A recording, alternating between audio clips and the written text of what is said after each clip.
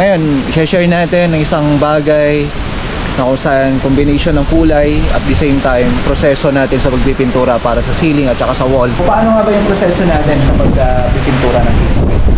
Kapag ka yung masilyador ay hindi maganda yung pagkakamasilya niya at dinadala na lamang sa kumbaga puro habol, mas nagiging magastos yung materyales. Yung paraan kasi namin, hindi lamang po sinasabi na 2 coats yung pintura ng kisame namin, ayos na. Flat latex lang din yung gamit natin. So yun yung pinaka-primer natin, and then retouch, and then susunod naman doon, liya ulit, tapos primer. Doon ka na magbilang ng first coating mo.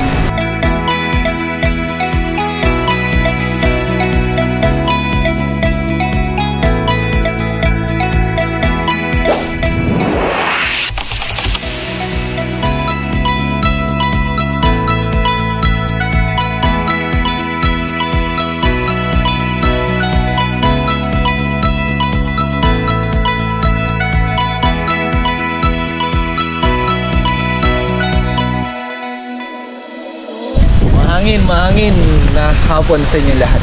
So magandang araw.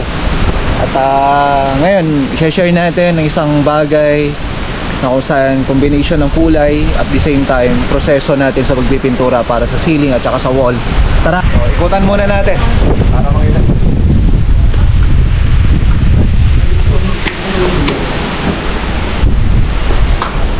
Dito naman, meron si Ryan. Pero hindi siya sira. Mabait yan, mabait. Then yung ating lead man dito, pinaka-pogi sa lahat. Soda mo na eh. May pag-uusapan natin yung paraan ng pagpipintura natin. Paano nga ba yung proseso, paano nga ba yung paraan, ano nga ba yung mga materyales na naangkop at kung bakit yun yung mga gagamitin natin.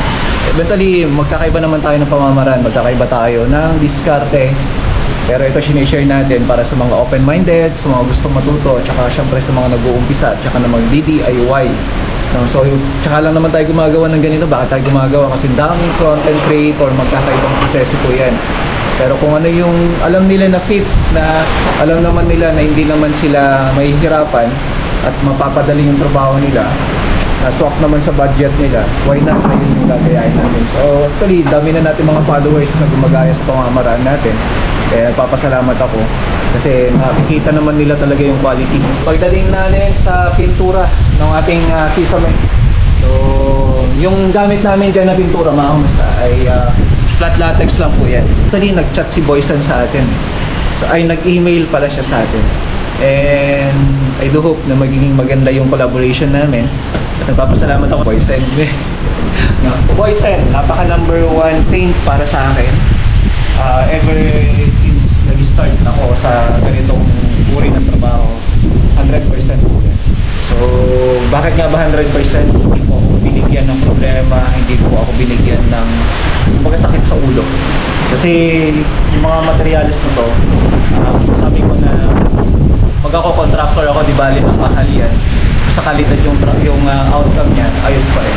So, yun yung ginagamit natin sa kisame ngayon. Yun yung ginagawa niya Ryan. Paano nga ba yung proseso natin sa pagpipintura ng kisame? So, syempre dito, magbe-base tayo dun sa may outcome nung or gagawin natin sa proseso. Kasi hindi mo papapalabas ng ganito ka smooth, hindi mo siya mapapalabas ng ganito siya kaganda kung mali yung proseso. Bakit nga ba? Pagdating sa pagmamasilya, kahit masabihin mo na napakahusay ng installer natin ng kisame, napakagaling niya sa lahat, eh kung hindi marunong yung magmamasilya, hindi rin marunong yung pagpipintura, useless po yun. Alam niyo po yung ibig ko sabihin? Kapag ka yung masilyador ay hindi maganda yung pagkakamasilya niya at dinadala na lamang sa kumbaga puro habol, mas nagiging magastos yung materyales. Kasi kung sakaling mahusay talaga yan, at saka kung marunong talaga yung proseso, mas mapapadali yung trabaho na hindi ka naman magagastusan sa materyales. Kasi kung maganda yung pagkakamasilya, konting-liha lang yan, diretso na yan sa pagka-primer natin. So doon pa lang makikita nyo na yung trabaho, mga kamusta. So yung paraan kasi namin, hindi lamang po sinasabi na 2 coats yung pintura ng kisame namin, ayos na. 2 coats na masilya, sinasabi nila okay na. Kasi yung iba, nagbibilang sila eh. Ito, kukontratahin ko siya kasi ang coating namin dyan, ganito, ganyan. Hindi po. Hindi po yun yung tamang term. Dapat po yan, kung quality yung trabaho na ibibigay mo, o kaya naman, sabihin mo na mayroong tawag nun, yung by category o kaya naman by level yan. Na kung sa Class A, Class B, Class C, parang ganon. So sa atin naman, hindi naman na natin pina-classify yan. So hindi na po. Kung kinuha nyo si Dialang Builders, ay naka-fix na ho tayo dyan. Siyempre yung expectation ng client, ay yun na rin po yung nilalabas po natin. No? So sabi nga, idadive po yung price namin o hindi, okay lang din naman po. Pagkatapos ng masilya, tamang liha, primer tayo. Flat latex lang din yung gamit natin. So yun yung pinaka-primer natin. And then retouch. And then susunod naman doon, liha ulit, tapos primer. Doon ka na magbilang ng first coating mo. So isa, dalawa, tatlo. Sa pang-apat para sa akin, yun yung pinakamaganda. So magastos tayo sa materials, ika nga, pero nibibigay naman natin yung quality ng trabaho. No? So ayan, kung makikita nyo, halos wala kang makitang dugtungan. Maliban na lamang po kapag talagang mainit ang panahon, nagkaroon po ng reactions lahat ng mga magamit, bagay. Even though wood, bakal, semento, kahit sa mga tiles natin, so nagkakaroon ng reactions po yan. Tapos mga plywood natin, gypsum board natin, at mga cement board o kaya Fison board. So nagkakaroon ng reactions po yan. Tanggapin man natin o hindi, yun po yung katotohanan. Kasi yung klima, pabago-bago po yan. Pag mainit ang panahon, nagkakaroon ng gap. Tapos pag malamig ang panahon, bumabalik din siya. So yun po yung katotohanan pagdating sa mga kisame. Pero sa paggamit ng gypsum board, ay napakaganda po niyan kasi hindi siya matakos maintenance. Kumbaga, mas pakaunti yung maintenance compare sa mga ginagamit natin noon. So alam niyo naman po yun. Pero sa amin kasi bakit tinatanong nila kung bakit kami gumagamit pa rin ng board? Kasi nga yung paggamit ng board, iba pa rin sa akin na iba pa rin yung dating na may board at saka may PVC panel. So mas mapapalabas ng aesthetic kaysa yung purong PVC panel. Kasi yung purong PVC panel yan, ma-distinguish mo yan kung PVC panel ba siya o hindi talaga. No? Dito tayo tingnan natin si Brother Chris. So ginagawa niya ngayon, cutting ang tawag namin dyan. So bakit cutting? Gumagamit siya ng yung tawag na ito, paintbrush. Ayan. Tapos mayroon siyang roller. So baby roller at saka paintbrush pagka nagka-cutting kami.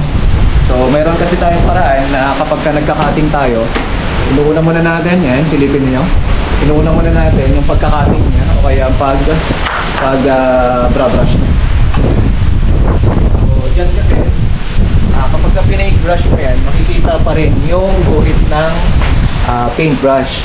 So yung hawak niya na roller, mga kamasta, yan po yung magpipino kung sakali po na may mga guhit-guhit po yan o kaya hibla ng ating pagkakating.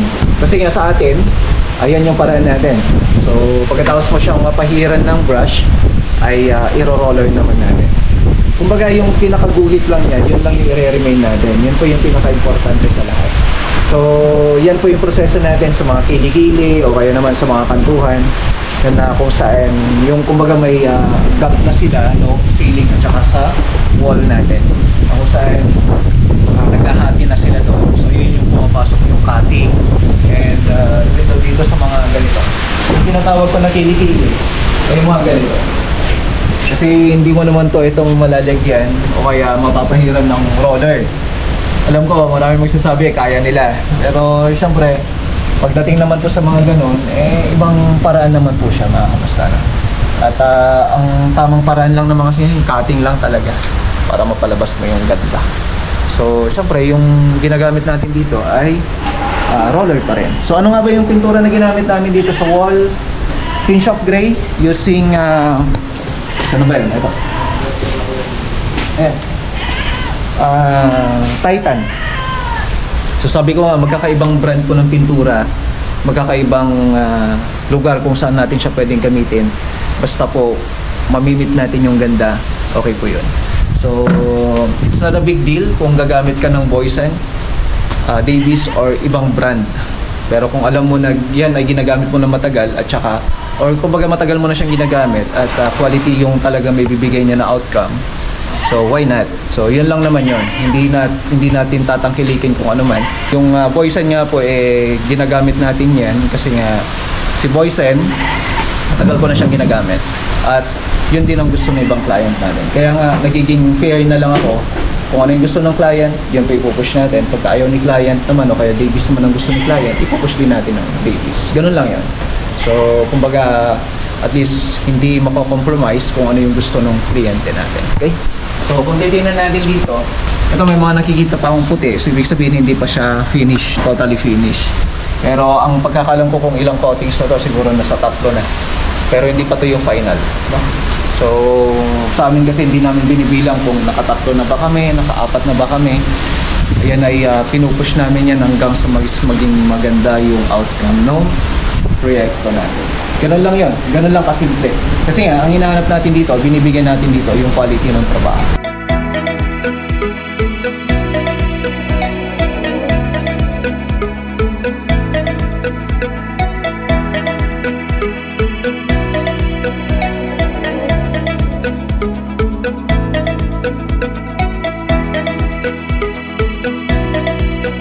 Unang kulay. Ito siguro itadark lang natin onto.